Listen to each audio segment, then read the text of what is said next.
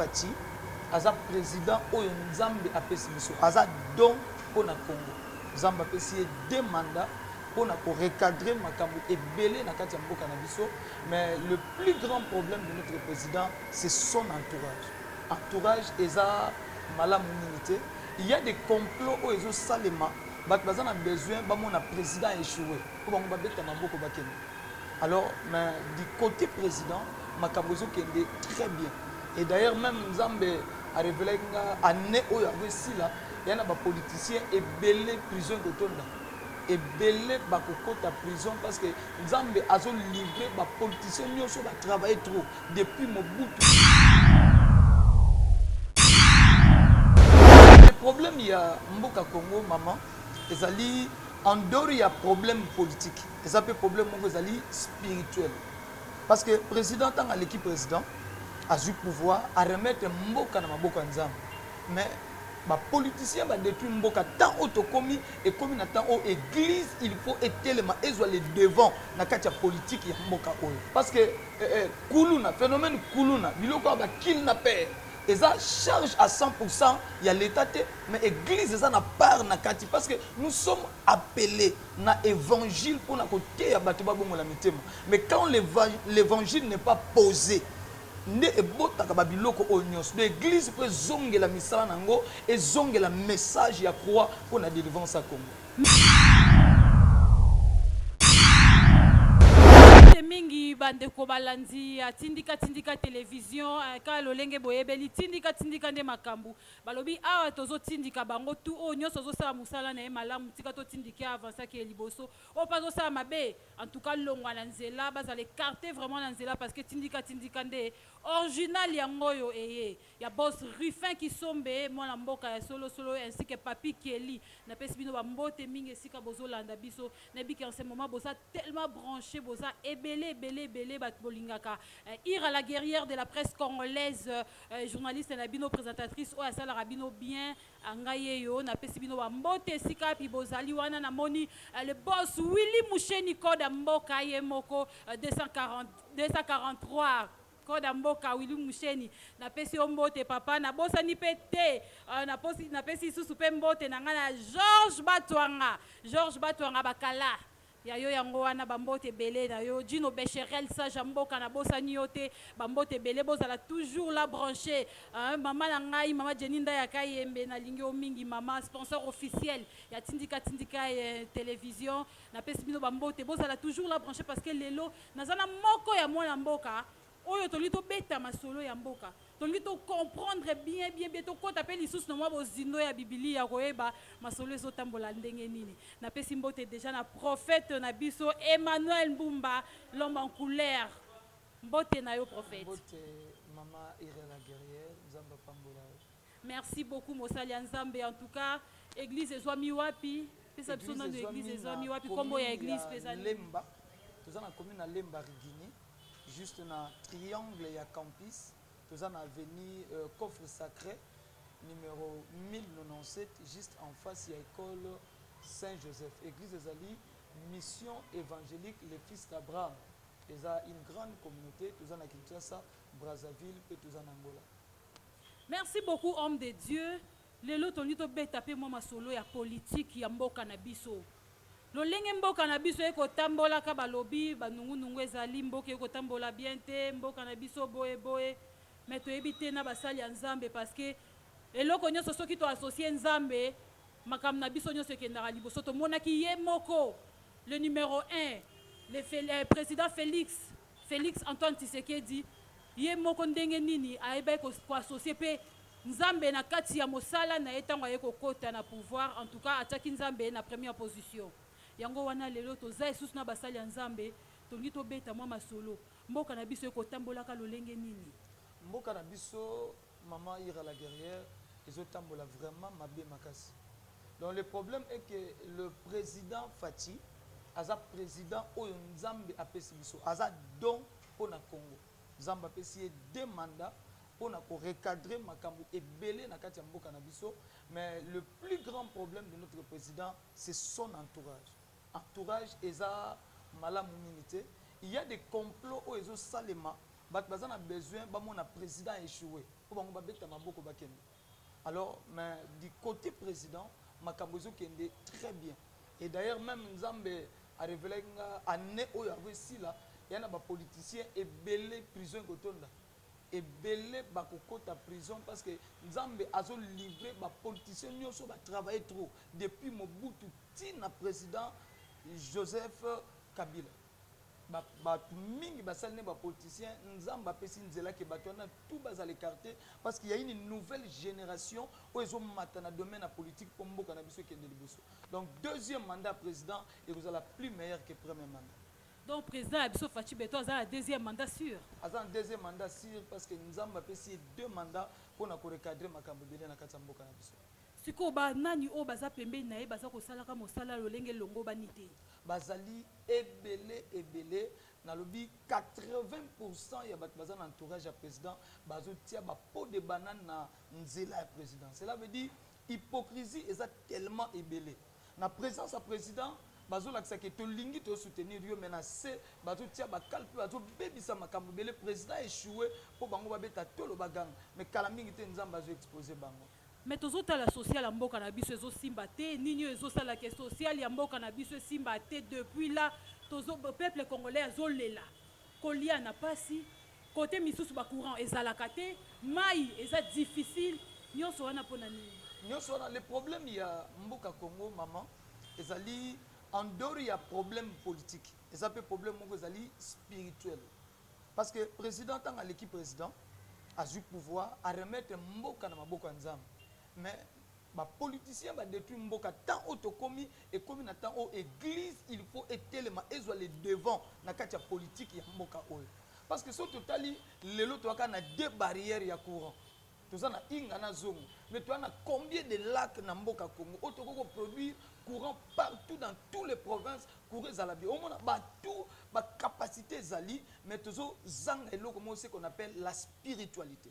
Ce qui te dit makambo ezali spiritualité to côté si to sangisi na politique makambo ekende liboso yango na biso basali ya Nzambe église to na charge ya kozwa na kati ya mboka o po to changer makambo ebele ozomona parce que kuluna phénomène kuluna biloko ba kil na paix eza charge à 100% ya l'état te mais église eza na part na kati parce que nous sommes appelés na évangile pour na côté ya bato babongola mitema mais quand l'évangile n'est pas posé ne ebotaka ba biloko onyos l'église peut zongela misala nango et zongela message ya croix pour na délivrance à Congo.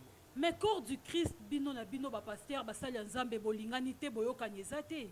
Bon likambu ya corps ya Christ bokabone koti tellement makasi à cause ya mbongo mbongo epandi église ya Congo obi ba téléspectateurs balimbisanga et puis maman ira la guerrière olimbisanga na lobeloko c'est comme si Nzamba salaki erreur ya kopambola basala Nzamba lolenge nini makasi Nzamba salaki kopambola basala Nzamba omoni ba papa na biso akala tango babandi évangile pantalon munene bazolata sapato ya tataleki aleki ba évangile ezalaki koteya matina fin fond kobanga Nzambe ezalaki makambo ezalaki na mboka mais tango basala Nzambe bapambola bakomi na ba jeep bakomi na ba immeuble bakomi kosimba mbongo batiki évangile oyo elongoli bango na semi bango likolo bakomi ko se contenter na matériel au moins aucune église boye matin à 30 minutes mais 4 heures du temps ya kosenga mbongo ebela bapanie batiaka liboso ezala nini pasteur azoteya na église aobeta lisolo ya Yesu 2 minutes mama solo ya ba voyage na ye o ya kenda na bilamba cher asomba église a Congo ko pambwama ndenge ni parce que bakomi komi lobela bango moko na bozui mais tango pa pasteur baza ko tambola makolo elamba ko late ezate bazo souffrir évangile ezaki bien na Congo donc église il faut to zongela message ya croix pour to sauver mboka na biso tozalaka wana no na mboka na biso est-ce que maponami ya mboka na biso ekosalama to ekosalama te maponami ya mboka na biso mama ira ekosalema maponami ekosalema mais seulement soki otali na cartographie spirituelle élection ezali et puis ekosalema mais seulement il y a des complots ba jemo ko zolingi salema pour ba détruire élection et salamate voilà pourquoi zoka na bandundu kuna eyindi okekota goma est boye makambo belé pourquoi eza ba moyen o baza ko utiliser pour ba empêcher chef de l'état parce que ceux qui élection les qui na décembre et comme le président mutabotaki ba guerre wana élection ça la te po ya poussa mandat na ye et kendeti to comme transition biloko belé mais nous sommes pour les élections parce que Dieu nous avait convaincu élection et que ça les mana Congo tala lelo Rwanda comment est-ce que bazo affronter biso bazo luka ba conquérir mboka na biso déjà est-ce que par ya basali ya nzambe est-ce que bobondela kapone yango bozo mo la vision na bino eza nini pona mboka oyo Congo en tout cas maman soko tali mouvement ya mboka au sentir que na minute oyo Kinshasa eza ya koninga na makasi Kinshasa eza koninga ba prier pour la nation na moni RC na notre évêque général Papa Dodo Kamba a organisé activité munene na IMCA et après IMCA toujours kita na stade Tata Raphaël pour la prière à nation et l'évangéliste Kiziami na Kibila Jean Oscar il est pas dans stade de martyrs 3 jours pour nous prier pour nous. On est en train de soutenir notre pays parce que kimia na biso bonheur na biso ezo dépendre na mboka le long de tout ça l'émission bien ba dans l'église ceux qui massacent bandia wa quitte ko katana donc kimia na biso nyonso ezo dépendre na mboka parce que politique sont occupés en côté yango ko s'occuper na yo parce que nous sommes tous contrôlés et dirigés par la politique. Donc, makambu ekozala malamu nzambe akotsa loboko to lembate ko sambela pona Congo basala nzambe to tika ko welano to tika oya leki oyo o alataki bien ko leka muninga to sangana to zongela message ya croix to sauver la République démocratique du Congo.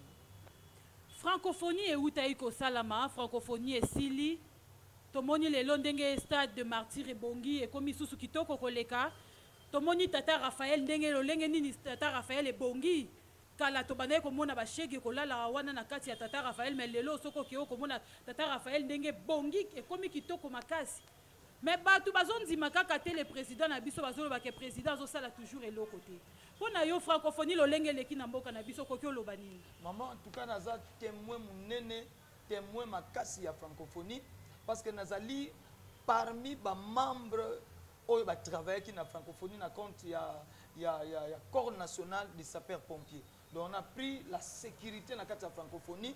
Francophonie l'équipe très bien et puis nous avons intervenu dans la cagnos il y a ben 110 misat salami na période de francophonie. En tout cas on a pu maîtriser ngo francophonie sali honneur makasi il y a mboka na biso et ya président de partout dans les pays francophones. En tout cas bravo et coup de chapeau à notre président. Donc le tomoni stade de martyrs et zongi koleka même temps Marshal Mobutu tonga kiango tomoni 20 mai na koti na 20 mai na bosani ke oza 20 mai biso to lali na 20 mai na temps francophonie maman so bokomi 22h ma ezobima na pelouse ezo mata ezo ko arroser pelouse yango moko ya nani akowanga na misala ya chef de l'état. Donc bosenge zali kaka en dehors il y a 20 mai na martyrs président abatisela biso stade muso abiata na Sainte-Thérèse wana stade ya propreté inaugurama na komba fati et uzala aussi eloko ekotikala tokotikala kobosana kaiti pour lelo martyr ya na mutu atonga yango 20 mai ana mutu atonga yango mais atongela biso pe stade na bagu na ye na vision na ye et uzala pe une grande bénédiction. événement munene oyo euti oleka na francophonie oyo eleki na mboka na biso oyo euti osalama na mboka na biso oyo euti koleka ya francophonie oyo pour na bino bolinga ezala continuer les sala makaboye des années to esuka nango e arrêter ka lolenge euti osalama. En tout cas pour la francophonie maman nous tous peuple congolais et nous les hommes de Dieu nous souhaitons que même après 4 ans francophonie ezonga lisusu ezali moko biloko ezomema développement na kati ya mboka.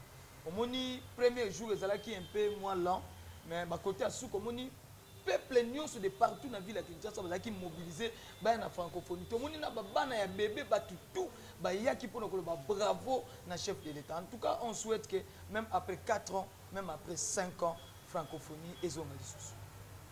Francophonie ezonga lisusu na kasi ya mboka na biso parce que peuple congolais asepeli azana esengo makasi lolenge nini francophonie euti koleka toyoki ke baétranger mosusu batikali na mboka na biso baboyi kozonga bamboka na bango bamalien ebele banani baboyi kozonga wana naza vraiment informé te mais du moins après francophonie nazalaki na Brazzaville na voyageaki nzela moko na délégation bato bautaki Brazzaville tokende na bango nzela moko d'ailleurs ba image ezoma ekuna so batali ba omona nga nazalaki na kati na Brazzaville. Nous sommes félicités parce que avec ba kidnapper bazali kuluneza RDC mboka ya pasi transport pasi ba embouteillage mais bato yaki na francophonie batamboli kimia mutazokite moto azwi problème te mabe moko esalami te. Donc vraiment du côté francophonie eloko mosusu akobakisa eza te. Donc soki batikali baza vraiment le bienvenu na mboka oyo parce que ezali important mpona biso. Tozonga na bino basali na Nzambe entre bino bolingo eza te boyokani eza te mpona nini bapaster bazokoma ntina baniveau ya kobomana likunya kotiela baninga poison kosala mabe mpona nini? Maman, biloko ezosalema ya liboso nakoki koloba ezali manque ya bolingo na kati ya église corps du Christ. Pe ya mibale ezali moko ya basini ya temps de la fin. Parce que Bible ezoloba na ntango asuka bolingo ekosila na kati ya mitema ya bato. Voilà pourquoi dans tous les domaines, même dans les domaines politiques, même dans les domaines socio-culturels, même dans les domaines religieux, vous avez senti que bolingo eza penza li soute parce que zali ba signe ya temps de la fin de la que Yesu kala mingi te azozong. Pe loko mususu ya misatu oyo ekaboli église na uti koloba ayo ezali kambu ya mbongo. Mbongo ekaboli église ya Congo. C'est comme si Dieu a fait l'erreur de bénir les pasteurs. Parce que tout le monde va t'attendre biso edi na bala basali ba pantola minene basali ba sapato minene ba travailler l'évangile biso toza ba fruit na bango. Mais natana biso pantola sur mesure, faut tiamo parfum cher. Donc biloko wana ememi modernisation tin évangile pe ebomi évangile ya Congo. Au lieu de un message ya croix pour sauver mboka pe peuple congolais, tout comme côté ya ba message o eza ko édifier peuple te et qui n'a rien à voir avec le royaume des cieux. Donc voilà, église ezali vraiment bouger. Alors nazo sala appel na ba papa pe na nouvelle génération biso nyonso tozala ini tozongela message ya croix pour na ko sauver Congo. Événement muneno pasteur Kiziami nazo sala na martyr. Pourquoi ba pasteur rebelle bazo soutenir yango te? Parce que ça peut prière moko ça peut moko to lobela ngo pona mboka na biso. Tant bazo sala ba prière wana CPC Congo pour Christ. Pourquoi corps de Christ? Boboyi ko soutenir pasteur Kiziamina. Soki toke na stade de martyr tozomona eza vraiment na bato ebele te lo lenge martyr esenga akozala na bato. Bon lo bala biso oui bien sûr pasteur Kiziamina a besoin ya plainte bien sûr. Mais quand même, tout le monde a des musiciens à Mokili. Ningi ba se soutenaka entre bango. Au monde a fallu azobeta. Ba warrior nyonso bazawana basa mobiliser il faut bazala wana. Mais pona nini te basali nzambe pe ko sala eloko moko bongo événement munene ezoleka to mona quand même basali nzambe ya église misusu pe batinda bandimi na bango ko kende ko assister. Pona nini? Le problème est que moni tangu bolingo ezate na kati ya corps ya Christ ndeke ya ka crise oyo to komi na yango. Au moment que pasteur Kabundu sa sali stade, moni ndambo ba pasteur o bandima kende ba soutenir. Pasteur Kizami na sali, to moni ndambo ba pasteur o ba koraka na ye. To zala ki mingi te lobby na stade ya stade de Martyrs. Na moni pasteur de la foi azala ki mtasala ki service offrande, na moni pasteur Guy Daniel, na moni Mama Judith Kitambala, na moni na pasteur Maréchal Miezi Yangola et sili. Pasteur ba komi assisté. Ba komi même pas 10. Ba komi te so matina podium ba pasteur moni bandimba fandi, c'est parce que bolingo ezate. Soto ke ko assister activité pasteur Kizamina, ça veut dire to tombolier amata. Alors pour to kedete to ko isaye. O petanga osala ba o yaye ba ye ba muso soto kei to tombolier. C'est ça le mal na Congo. Et puis eloko ami balé maman journaliste o il faut to yeba lelo ezali nini. Congo est perdaki goût. Il y a une activité solennelle, il y a libanda. Depuis général Sonic a foutu une activité, papa qui a mis une activité, Vawana et ça qui le cola et limou na Congo. L'activité à terrain et ça il y a un stade et ça qui à peine mon pépé à stade et la moussi na côté profane et la moussi na côté évangélique. Nous avons mon pépé wane mati, mais n'engue mon pépé zongi.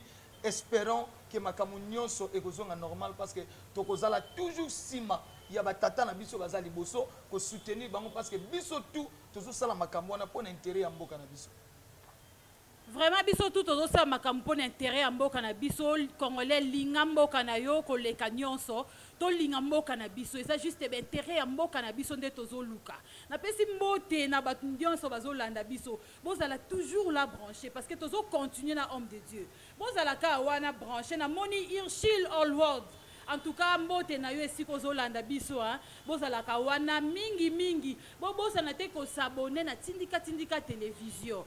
Namoni lisusu Teddy Makombo ya baleki o bazo signer ba présence na bango ke bazo landa émission zolanda maka Teddy Makombo ya baleki na pesi mbote Olga Issa mwasi ya pembe na pesi mbote de longue jambe na bosante RD Lubu mon ami depuis Chypre ba mbote na o yango wana tozo continuer toujours na mosali ya Nzambe moi question mususu motuna lisusu pasteur lelo to monaki ezaki baba mikolo uti koleka le frère Mike Kalambai akendaki komona Fally Ipupa bakutanaki na Fally Ipupa tomoni lisusu comment est-ce que ba musicien belé ya Nzambe bazokutana na ba oyo tobengaka ya mokili siko est-ce que ya mokili nde bazoyaka vers ya Nzambe to ya Nzambe nde bazokende koluka donc succès wana ezouta wapi na ba entre ba chantre ya Nzambe na oyo tobengaka ya mokili succès banani bazoluka succès na sima ya baninga Nzambe azalaka toujours likolo na makambo nyonso.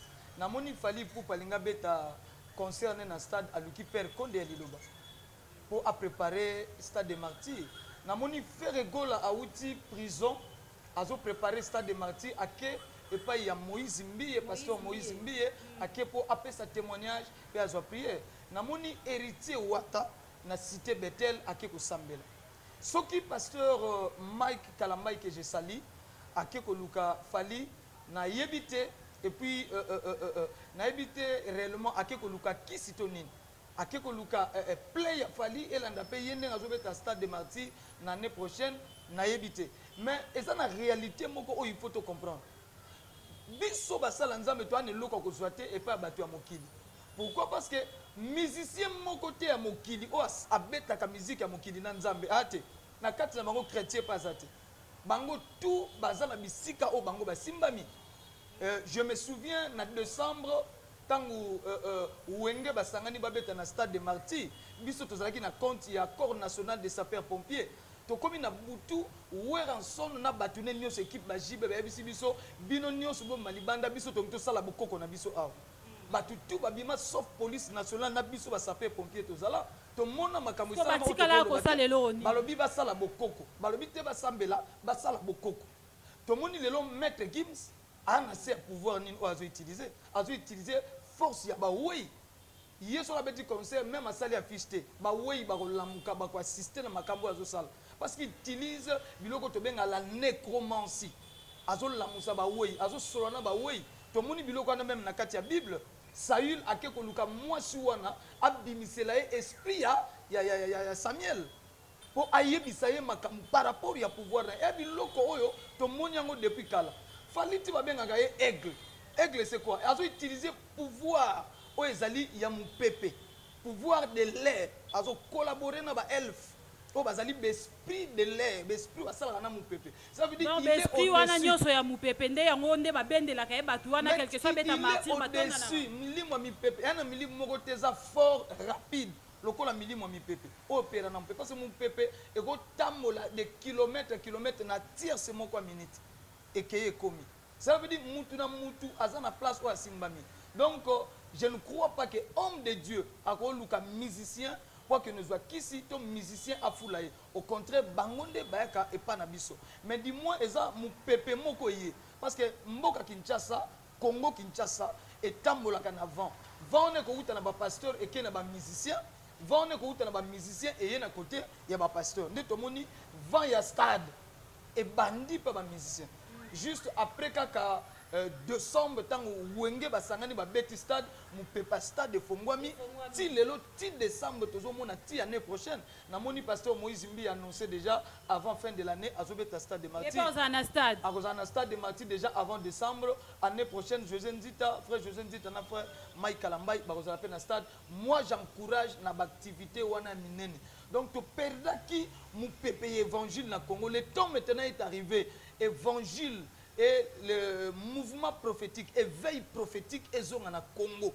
Tout le monde a une campagne à parole, sans miracle, sans prophétie, campagne à parole. Il y a une parole de Dieu.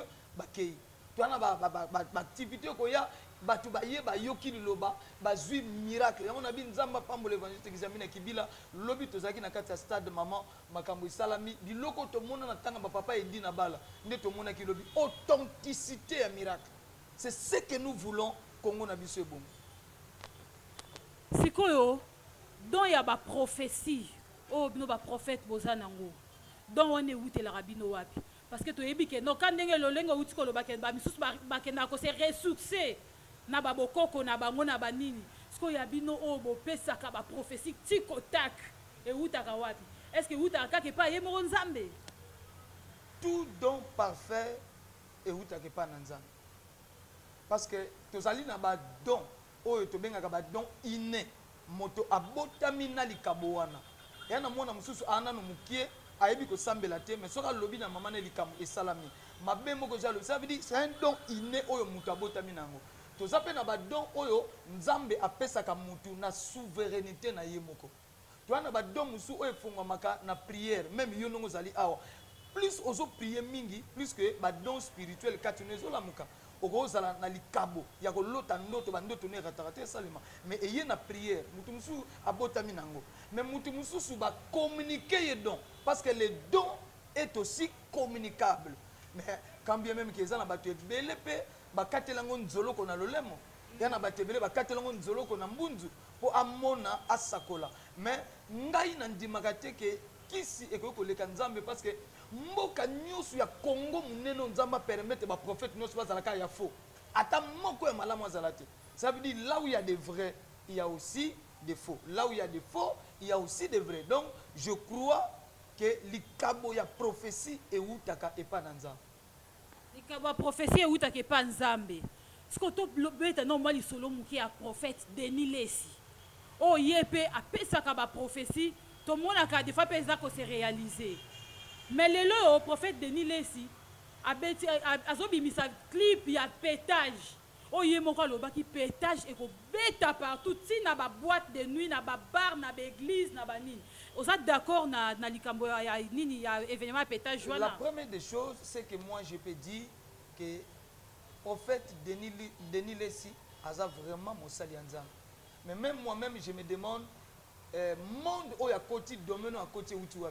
Et je suis parmi les gens où on a sambe la kanzambe zomisa mosal na yo place auto yebelaki epe na makambo to yebelaki. Nous avons quand même conscient que pasteur Denis Lesi prophète Denis Lesi abunga nzela. Abungi nzela te. Nzambe soki amoni ke mosali o ya benga sale la community akoboma ye parce que nzamba linga perte te. Jusque là c'est un serviteur de Dieu mais likamu ya pétage. Na yebi ke za na loko mo boye komi.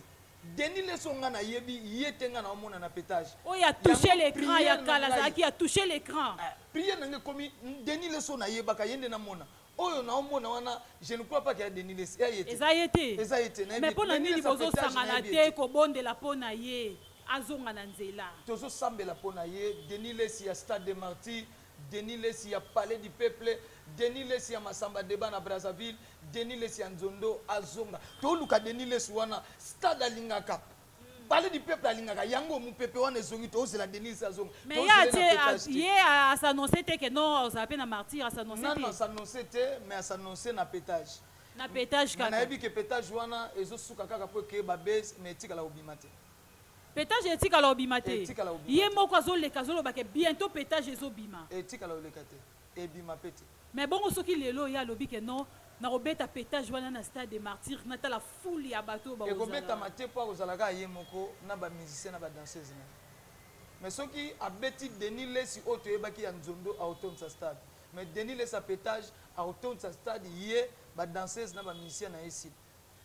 Oloba nini pona ba prophète oyo babunga nzela to ba oyo baza lisusu na kati ya liloba ya nzambe te bakenda akote nazozongisaka ba prophète te mais nazozongisa corps du Christ nyonso ya Congo tozongela message ya croix tozongela message ya croix tozongela nzambe to sauver mboka na biso Congo nzamba pesi biso un président chrétien pour ça na biso ekomi ok président parlement chrétien député chrétien toke na sénat chrétien parce que tozwi ngolu pour la première fois banda histoire ya Congo tozwa président chrétien. Cela veut dire tout soutenir président Fati pour être tous les postes clés ya mboka et comme chrétien na chrétien parce que le temps est arrivé. Réveil évangile il y a monde entier et zonga d'Afrique noire. Le temps est arrivé Afrique noire de récupérer bateau ya commandement il y a évangile dans le monde de partout. Il y a mon asso benga basali nzambe to zongisa unité pe to zongisa bolingo ezala ya solo to zongela message à croix to parvenir ko sauver Congo pe mokili mobimba. Prophète komi ko chité vers la fin ya notre émission. Donc pesa bandeko nyonso ya nzambe bala peuple de Dieu nyonso baza ko landa yo numéro ya téléphone adresse église rappelez biso rapidement bandeko bazwani. Nazali prophète Emmanuel Mbumba, le prophète en couleur. Nazo diriger une grande communauté comme Nangozali Miefa, mission évangélique, les fils d'Abraham. Tozali na Congo Kinshasa, tozali na Brazzaville, précisément na Pointe-Noire, et tozali na Angola, précisément na Luanda. Awa na Kinshasa, tozali presque partout, mais place au Ngani Nazali, na centrale, tozali na commune, il y a Lemba Rigini. Tozali na triangle, il y a campus, face à face na école Saint-Joseph. Avenue Coffre Sacré numéro 1097. Nayambaka chaque jour de 8h à 12h. Église Ezwami na commune, il y a Lemba Rigini. Juste na triangle, il y a campus, na route bypass, avenue Coffre Sacré numéro 1097. Alors, tous les culte chaque jeudi, na dimanche de 8h à 12h, ils ont école de guérison. Et mercredi, vendredi, na pourquoi tous les culte, il y a enseignement et délivrance. Bande konyo, si vous avez besoin de biso, numéro na biso, ou bien na biso n'appel normal to na WhatsApp, ils ont plus 243 89 98 88 801. Na bandeli plus 243 089 98 88 801. Zamba Pambola Bana Nyoso, il y a la grande communauté mission évangélique les fils d'Abraham. Nazo pesa mbote na pasteur Nangai, mon papa Mondadi, l'apôtre Gilles Mawana Tikubu Zambe Akanisa papa ici Kazali, mambote nanga na docteur Louva Ekaola, le grand coach. Merci beaucoup. Na bandeko nyonso o balandi biso mbote mingi na Becherel, artiste préféré Zambe a Pambola Becherel Makasi Zambe a Pambola pe maman na biso Ira la guerrière. Merci pour l'invitation Zamba Pambola. Merci beaucoup, homme de Dieu. En tout cas, peuple de Dieu, nous sommes bénis en ce moment. Un message qui toko oyo émission qui toko oyo to utiko sale la bango na en ce moment. En tout cas, boza béni de partout sika pi bozwami na pesi bino bambote eza moko ya bino serviteur la bino bolingaka mingi présentatrice Ira la guerrière de la presse congolaise na bosanité na pesa bambote na ngai ba remerciement na ngana batu nyonso bazolanda biso na bosanité Lydie Temuna Love 3 fois mère. Depuis Belgique, na pesi ombote, na bozante pe Belange Loutikou 5 fois mère. Babasi a bien basio balava na kati ya Belgique, na pesi bino bambote belé belé. Erdi Loubou mon ami depuis Chypre bambote belé na yo esika tozolanda biso. Papi atunga les grands Gilois na bosani yote. Charles Mbongo contre Mbongo. Baobi bambongo nde ya yo umela na ona bambongo na yo honorable Jean-Jacques Moutouale ya ba Jean-Jacques na pesi ombote papa babos nanga papi Kelly ainsi que Rifin Kisombe balamboka na pesi bino mbote à trop esika pi bozali bo continuer ko aimer bo continuer ko suivre biso bozala jamais déçu. Retrouvons-nous prochainement. Bye.